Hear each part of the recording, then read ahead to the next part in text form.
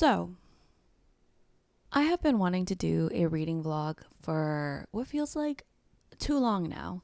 And I have decided, you know what, I'm just going to do it. I'm just going to start and see how it goes. There will be no spoilers in this video because my best friend and I, we have a book podcast together, and that's where the spoilers are. So if you just want to go through this journey with me of not knowing what the hell I'm talking about, or if I am freaking out at any point in this video, not knowing the context of that, if that sounds fun to you, then please join me for today's spoiler-free reading vlog. If you're watching this, I'm just going to assume that you're also a Freida McFadden fan. I think Freida McFadden has a very huge following, which is amazing. I love that for her. But I'm also kind of nervous. I don't know. I'm nervous because I feel like anytime I start a new Freida McFadden book, and if you've read her, maybe you feel the same way, I'm always thinking, will the plot twists be plot twisty enough? Because if there's one thing about Freida McFadden that I am sure of, is that there's always going to be a plot twist and then a plot twist after that. Sometimes there's a third plot twist. And before I get started on my feelings on Freida McFadden, I do want to say that, hi, I'm half of the Book Fix podcast. My name is Yahaira or Yahaira. Whatever is easier for you to say, I don't care either way. That's still my name. But let me give you a brief history of my relationship with Freida McFadden's books. So we had started, the first book that we read and reviewed was Never Lie by Freida McFadden. And I'm going to give you a brief summary from what I can remember because, oh my God, this was posted February 8th and my memory is not that great. So this book is essentially about a couple who had recently gotten married and they're on a drive and they're supposed to meet up with like a real estate agent or someone who's going to show them this house, but they're driving in a blizzard. Okay, so they make it to the house. Real estate agent nowhere to be found. They end up being stranded in this house that they were supposed to look at, right? But when they get inside, they realize it's fully furnished. And hey, wait a minute, that portrait, I recognize that girl. Those books written by the person who lived here, who's also that portrait, I recognize that name. Wait a minute, that is a psychiatrist that went missing. And the couple quickly learns that maybe possibly they're not alone in this house. And there's like this mystery surrounding this psychiatrist. And I thought this book was so freaking good. Oh my God. I thought this book was excellent when I read it. And I still do. I still think this way. I don't remember if I gave it a 4 or a 5, but I remember thinking, wow, this plot twist was really good. Was really, really good. So definitely recommend that one. The next book that we read and reviewed was The Housemaid by Freida McFadden, which I feel like is her most popular book. My God, how do I describe this without giving any spoilers? Millie is struggling in this book. And basically, she's trying to look for a job because she's living in her car and she has a criminal record. So she ends up being interviewed by Nina. Why do I want to say Winchester? The only Winchester I know is Dean and Sam Winchester. So I feel like that probably is her last name. I don't know. So Nina comes off really nice, really sweet, interviews her, shows her where she's going to stay. And it's in like this really small, tiny attic with no window, no bathroom. The bathroom, I think, is like right outside of the attic. But think about it, even though this attic is really small and stuffy, this is like a fucking gold mine to her. She's just thinking, this is where I need to stay. I need to get this job. Ends up getting the job. I don't think it's a spoiler to say that due to the title of the book, but things are not what they appear. And I want to say this book, 5 out of 5. Amazing. I loved it. I thought it was an amazing experience, to be honest. I don't know how else to describe it. It was just so fascinating. the plot twists were plot twisting in that one. And I'm just going to say the Housemaid series just follows Millie. So I don't want to give any spoilers on what the rest of them are about because it's going to spoil what happens in the first one, I think. So the rest of the series, really good. I just think nothing can compare to the first one. But I will say the third one I thought had a really interesting set of plot twists. So after the first Housemaid, we read The Teacher, April 18th. This is essentially a dual POV between a woman teacher, and I say that because her husband is also a teacher going to the same high school. And the second point of view is a student who basically doesn't have the best reputation because she got another teacher fired for what everyone believes is that they had a relationship together. I don't know how to describe this without spoiling it. So all I'm going to say is the woman teacher doesn't really trust the student, and the student starts getting close to the woman teacher's husband, who's also a teacher. I don't know how to describe it. It was a fucking journey. And I feel like when I finished it, I wasn't a huge fan of it, but I don't know if you guys are the same way when you talk about it with people, because I told an old coworker about this book from beginning to end, and she was so into it. It made me like really into it at that point. So when I talked about the book with my best friend, Charlie, who's also on the podcast, I felt like I was really into it, but I don't know, like one of the plot twists to me made absolutely no sense. And it still doesn't. I don't know. Didn't really hit. All that to say that I was really excited to read Freida McFadden's newest book. Oh my God, I'm self-conscious about my nails. Don't look at them. So this one was released, I believe, October 1st. I could be wrong. And it's titled The Boyfriend. I love that it says, is he the man of your dreams or your worst nightmare? Knowing Freida McFadden, see, I want to guess. I want to say my prediction of what I think this book is going to be about, but I'm scared that I'm going to be right or too close to right. That is so fucking confident of me, right? That is so confident. I don't mean for it to come off that way, but I just feel like I think I know where this is going. So, okay, I'm going to say my prediction, but if I'm wrong, I'm going to keep it in the video. If I'm right, I'm going to obviously axe it off of the video. I hope I'm wrong because I don't want to be right. So now I'm going to read the summary of the book and then I'm going to get started on the reading vlog. I'm sorry that the intro was so freaking long, but I thought it was important for me to say my history with Freida McFadden. I don't know. I think it's kind of fun. Sydney Shaw, like every single woman in New York, has terrible luck with dating. She's seen it all. Men who lie in their dating profile, men who stick her with the dinner bill, and worst of all, men who can't shut up about their mothers. But finally, she hits the jackpot. Her new boyfriend is utterly perfect. He's charming, handsome, works as a doctor at a local hospital. Sydney is swept off her feet. Sydney! I get it, Sydney. Actually, I don't get it. So for someone who worked for a doctor, stay away from doctors. Okay. Then, the brutal murder of a young woman, the latest in a string of deaths across the coast, confounds police. The primary suspect? A mystery man who dates his victims before he kills them. Sydney should feel safe. After all, she is dating the man of her dreams. But she can't shake her own suspicions that the perfect man may not be as perfect as he seems because someone is watching her every move. And if she doesn't get to the truth, she'll be the killer's next victim. In a dark story about obsession and the things you will do for love, #1 New York Times bestseller author Freida McFadden proves that crimes of passion are often the bloodiest. Wow, that was my first time reading that, and I'm really excited. Again, if you want spoilers, well, I'll give you spoilers when I review this book with my best friend on our podcast together. I'm sorry I keep saying that. I just need to refresh it on your mind. Please go check it out. But if you don't want spoilers and you're just here for the vibes alone, then please stick around.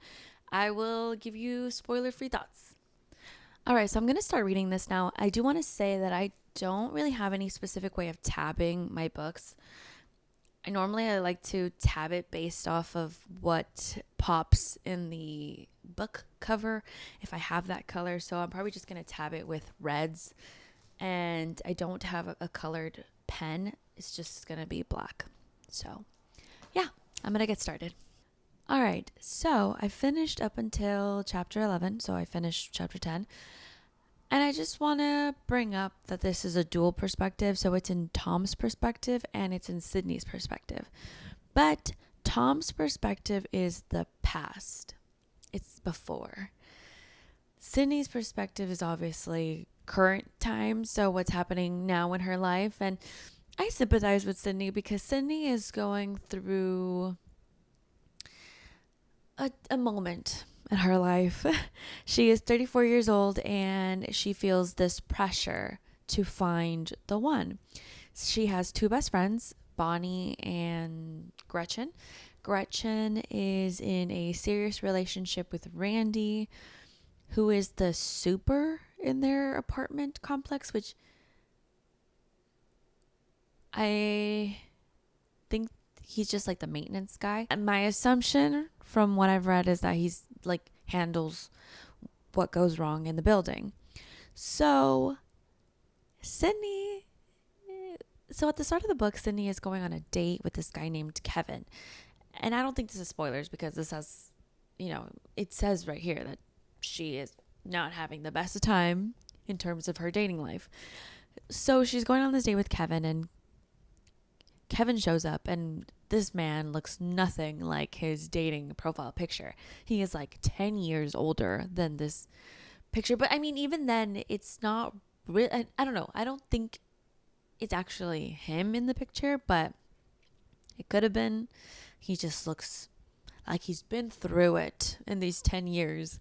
And what I find so freaking funny is that he sees Sydney and it's like, wow, you look just like your picture. And Sydney's thinking, am I supposed to be like, yeah, you too? I thought that was funny because obviously he's aware, like it's intentional. He's aware that she's aware that he looks nothing like his picture. So she's in this date and it's not going well because Kevin is somehow a fucking 3, but full of himself. 3 out of 10, not out of 5. 3 out of 10, still full of himself though. Because if there's one thing men have, it's the audacity. So he's over here fucking winking at the waitress. And what does he tell Sydney? Oh, he tells her, you're like the perfect woman. Like if I close my eyes, that's who I'm picturing. You're my perfect girl. And she's just like, oh, thank you. Like, am I being rude? Like, is it superficial for me to have to dwell on the fact that he doesn't look hot like he does in his profile? But next thing you know, fucking Kevin is like, oh, but I mean, like, you're perfect except for those flabby arms of yours. Kevin, what the fuck? And so she's just like, I didn't even know my arms are flabby. Why did I wear this sleeveless dress? I have 2 dresses in my closet with sleeves. What the hell was I thinking? He's just fucking, I don't know. Then they order drinks. I think they're at a bar. I'm gonna be honest, I don't remember exactly where they are. It's like a bar, but there's food. So I don't know. So then she's like, oh, I'll take a Diet Coke. And he's like, what? A Diet Coke? At least order some alcohol. Like, let's get some real drinks in here. And Sydney is uncomfortable. So she's like, that's a real drink. It's liquid. I'm going to drink that. She's thinking, I never really drink alcohol on my first dates because I want to be sober through it. But I mean, whatever. So she goes through she goes through the date.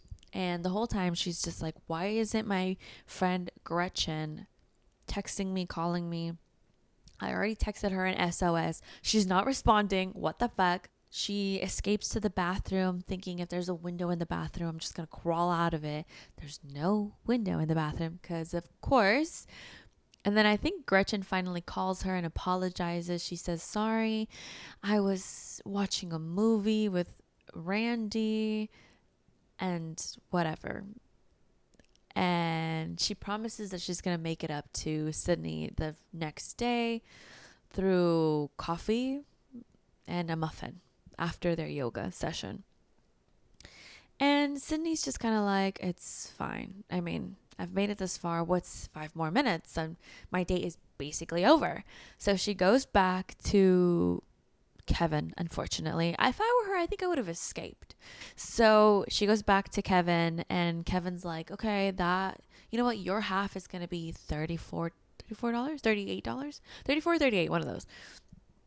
And she's just thinking to herself, hold on. All I had was a salad and a Diet Coke. I don't think that rounds up to $34 for me, because Kevin was stuffing his face with buffalo chicken wings. So yeah, but whatever. She doesn't want to argue it. She slides 2 20s and is like, all right, bye.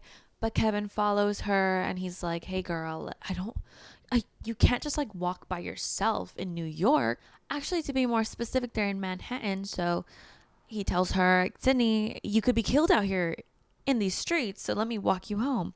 She doesn't want to argue it. She's just like, fine, whatever. He's not going to know where I live either way, because she's going to try to get rid of him. So he's walking her home, and he's just like, I think now that they're away from the people in the bar, restaurant, whatever, he's, showing his true colors now. So he's trying to overstep a boundary. He's just like, well, can I get a hug? Where's my hug? He's that kind of guy. Ugh. So she's just like, no, I don't hug on the first date. Oh, well, can I get a kiss then? Kevin, if she doesn't want to hug you, what fucking makes you think she wants to kiss you? So Kevin tries to overstep a boundary. He's like all over her, towers over her, and Sydney's having a moment where she's just like, okay, maybe I mistook Kevin. I thought Kevin was a weak ass bitch, but now he's pressing all over me, and she's feeling very scared, nervous. So she's just like trying to push him off of her. He's just trying to force himself onto her. And then all of a sudden you hear someone yell, hey, get off of her. Okay, I double checked that. Actually, he says, hey, what are you doing over there? Okay. So then Kevin backs up, because this mystery man basically says, I can call the police right now. Sydney doesn't want to do that. So then mystery man says, okay, well, if she ever needs a witness, I'm a witness, and I'm going to say what I saw, and that you were you were just all over her. So what happens to Kevin? Well, Kevin gets kicked where it hurts. And he insults her. He's just like, you know what, whatever. So he ends up fucking almost crawling away. And mystery man is like, hey, are you okay? To Sydney. And Sydney has this moment of like, whoa, sparks are flying. The lightning bolt feeling of finding your one true love. That's what I'm feeling right now. Is he the one? But she's still kind of like shaken up. So she doesn't end up asking for his number. She's kind of waiting for him to ask her for her number. But that doesn't happen. He's just make sure she's okay. Asks her, hey, do you want me to walk you home? She says no. He says, okay. Thumbs up and is walking away. And Sydney tells him, hey, you're my hero. And does he respond to that? I don't remember. I don't really care to check. He's kind of just like, thanks. And then he leaves. And so Sydney is kind of depressed now. She's just like, wow, that could have been the father of my children. And I just let him walk away from me just like that. And so she's feeling really dejected. And when she makes it back home, she sees her best friend, well, one of her best friends, Bonnie. And Bonnie is like the type of friend who Sydney described that she has dated half of Manhattan. She has gone through the dating app, dated every single man there, and she's like gushing over her phone. And I guess she's met somebody special, or no, she's been seeing somebody special. And yeah, I don't want to give any further spoilers on that, but I also don't really want to say much of Tom's perspective because it's the past. And what I'm gathering is this is him in high school and he's in love with this girl named Daisy, and Daisy I think is into him too.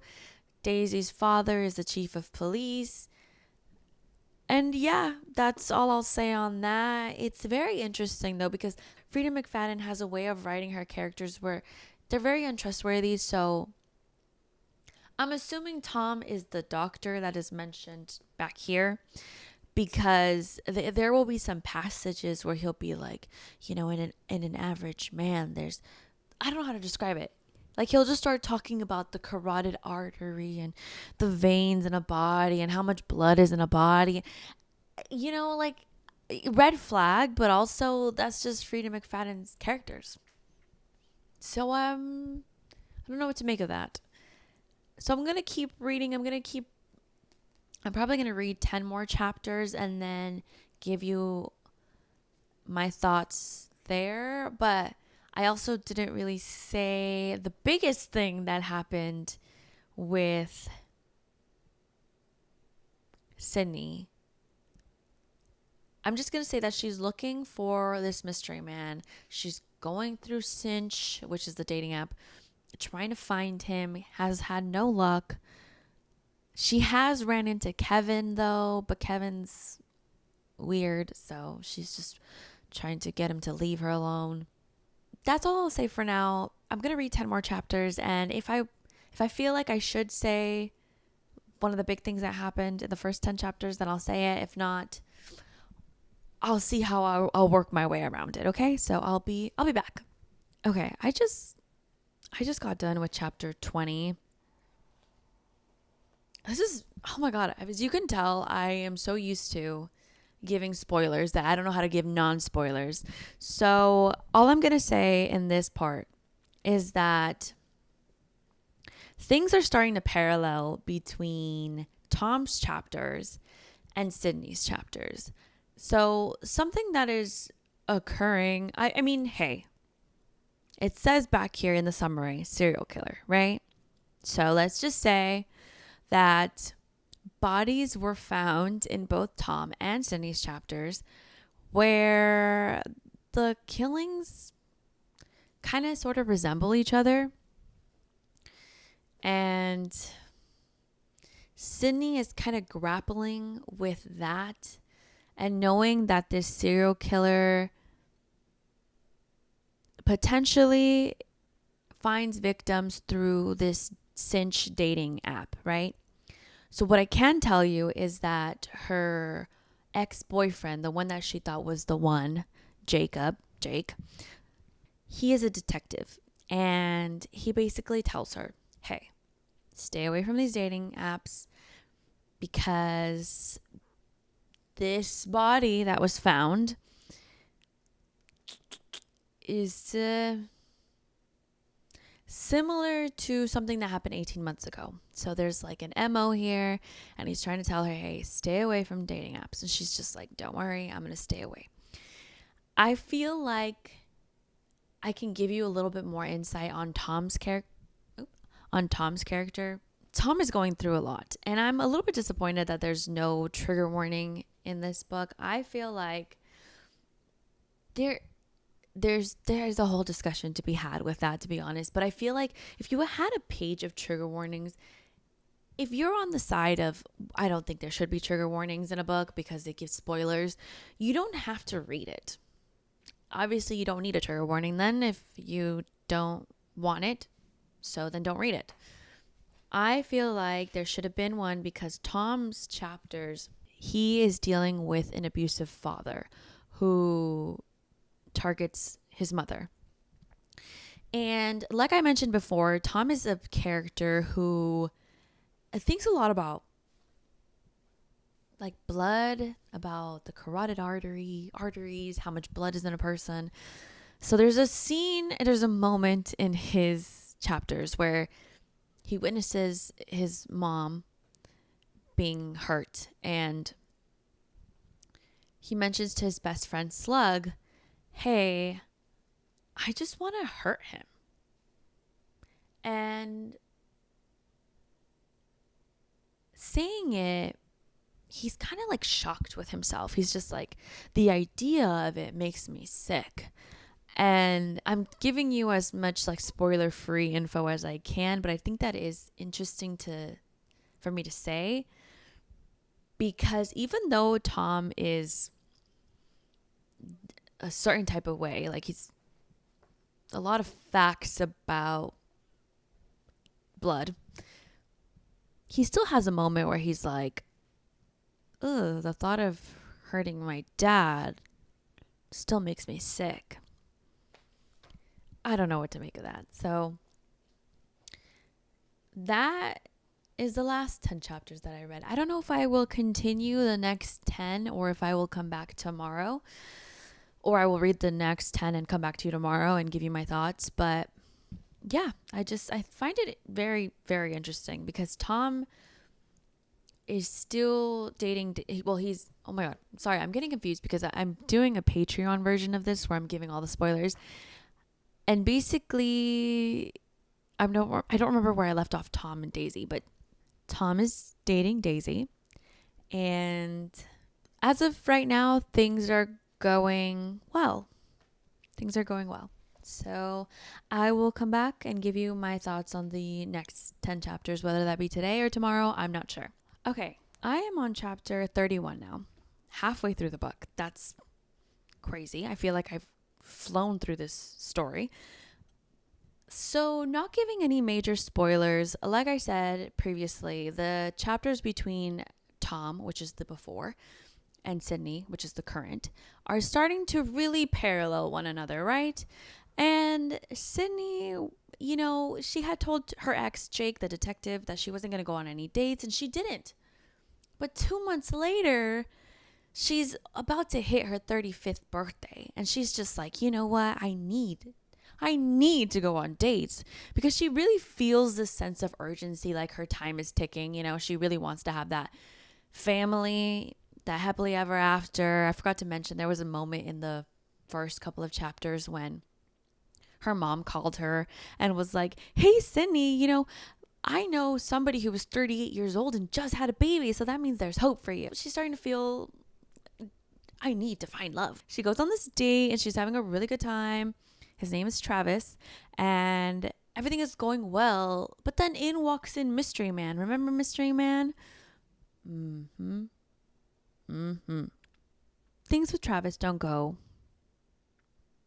the way that they should have gone. Like, it's not her fault, though. I don't want to give spoilers. So things don't go well with her and Travis. Mystery Man is there, swoops in, and is like, hey, do you want to go to dinner?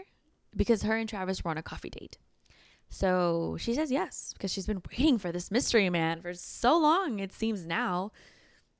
But the thing about Mystery Man is that he introduces himself as Tom Brown.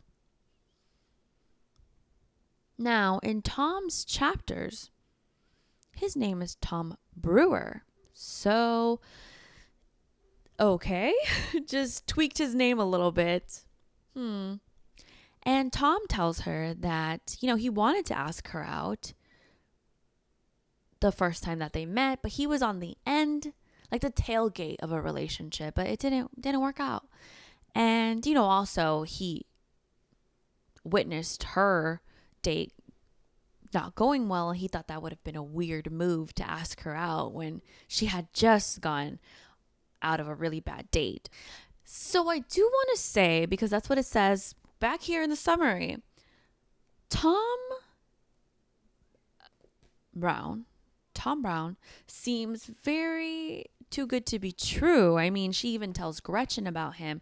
They've gone on 3 dates, and she tells Gretchen, he's just so perfect. There's really nothing wrong with him. Like, she's trying to find something. And Tom is a pathologist, I think was what he said was his job title.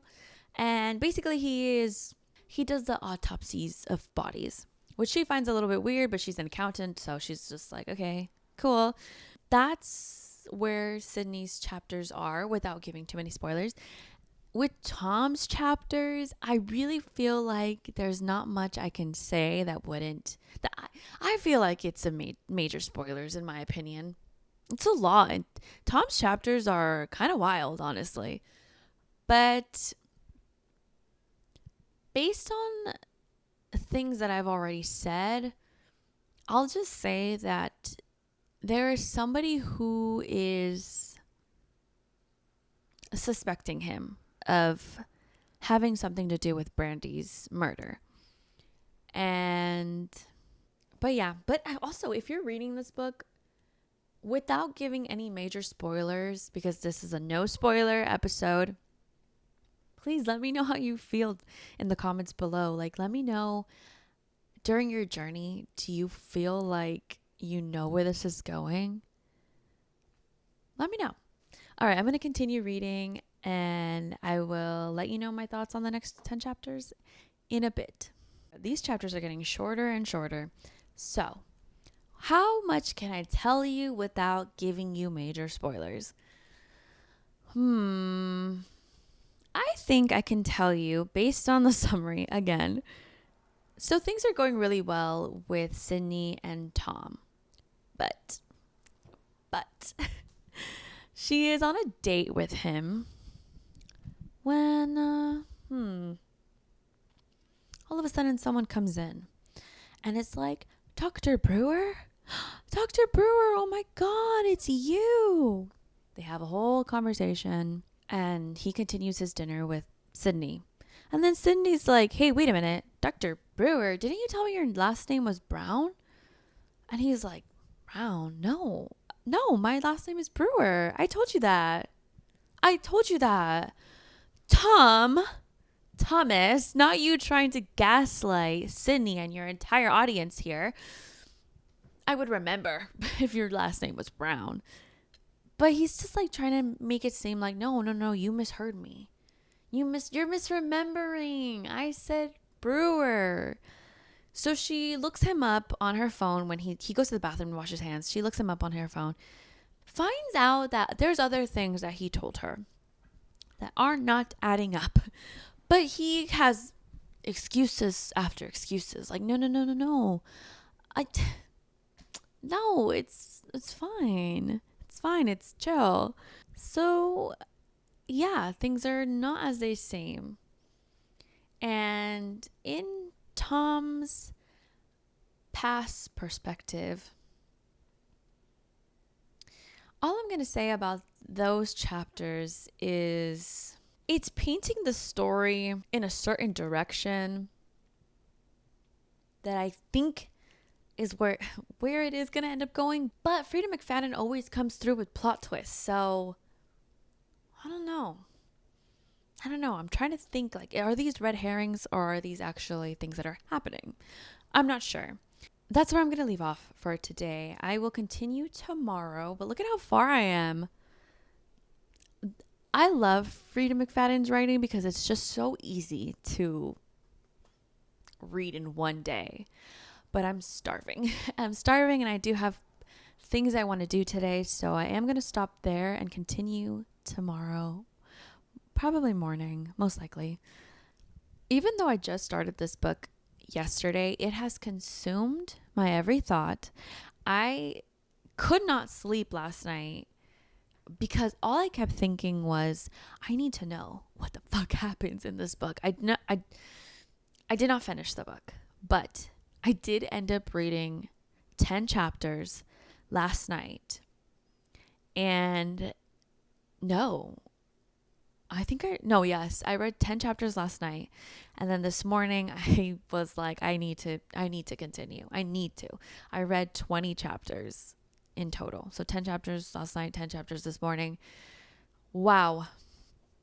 What a journey this book has freaking been. I'm not at the ending yet, but there was a really, really huge reveal already, a plot twist where I didn't see it coming, but I took a wild guess. I even wrote a note. I obviously will not show you because it ended up being true, but I believe on page 312, I wrote a wild thought. So 312, I hope you can tell, That's like this much, okay? So I went through all of this thinking a certain way. 312, I was like, you know what? It's Freida McFadden. Let me just throw something crazy in here. And it ended up coming and it ended up being right. So I know that there's going to be another plot twist. I actually had an idea that I didn't end up writing down. I wonder if that's what's going to end up happening. But I don't even know what to tell you. I don't even know what to say, honestly, because again, spoiler free video. All I'm going to say is that I have really, really enjoyed this journey of trying to guess who this serial killer is. And I just, I think that this story is going to be really enjoyable for you if you read it without any spoilers. If you really need spoilers, then please listen to our podcast episode on this book. But I'm thinking that I'm going to probably post this video either like a day or 2 days before our podcast episode with all the spoilers comes out, because I really, really want people to read this on their own. I want you to just take in the story, and I'm curious to know if your predictions come true. I really want to know. I want to know if who you think is a serial killer is correct or not. And I don't even know if I'm right, to be honest, because there's going to be another plot twist in here, and I'm not even there yet. I can't tell you the plot of the story or the plot of what is happening, because that's going to ruin everything. So all I'm going to say is that I've really enjoyed, I said this before, I think, I am still really enjoying seeing Tom's before perspective and Sydney's current perspective, and seeing how it's paralleling, seeing how things are being revealed in both different times. I don't know. I'm really enjoying it, and I really, really want this story to play out a certain way. And I want to see if I'm even remotely close to what I'm hoping, what I'm expecting. So I'm going to stop right there. I'm going to finish this book. I'm on chapter 61. Chapter 60 had such a big reveal. And I was just like, wow. I am in shock. I'm just in shock, honestly. So Freida McFadden, if you or anyone in your team is watching this, you did it again. I'm in shock. I'm loving this. I'm loving this a lot. So I'm going to keep reading, and I will see you once I'm fully done with this book. And I'll give you my overall thoughts. Well, I can't give you my overall thoughts, because then that'll include spoilers, but I'll give you my general thoughts of the story. So see you in a bit. Okay, so this is going to be a very quick wrap up, because I'm not going to give you any spoilers. So I just want to say that Freida McFadden did such a good job with a plot twist that I didn't see coming until near the end. But it wasn't because, I don't know how to describe it. I just feel like I just took a leap, and I just happened to land right on the bullseye. Just happened to. But I just feel like she does such a good job with her reveals. And this one, honestly, oh my God, maybe this is a huge statement. I don't know. I think was one of her best. I don't know. Maybe. I think normally in her books, she has multiple plot twists. And this one, I think, just had really one major plot twist and one tiny little twist at the end. The tiny little twist at the end, I feel like was good. I definitely cannot wait to talk to Chelly about this book. So if you want spoilers, please stay tuned to the spoiler version of this review. I can't wait. I'm so excited. This book was so good. I really, really finished it so fast. And I don't know what else to say. I guess I'll just leave this video with, if you've read this book, please let me know down below what you thought about it without giving any spoilers. Feel free to message me whatever you thought with spoilers. Go ahead. I'm very, very pleased with this book. Can't wait to see what other people think about it. And if you've made it this far, thank you so much for listening, for watching. I hope it was interesting to hear my thoughts without giving any spoilers. I don't know how I'm going to feel about it, but if you liked it, I plan on doing more of these in the future. So thank you so much for listening, and I'll see you in the next episode.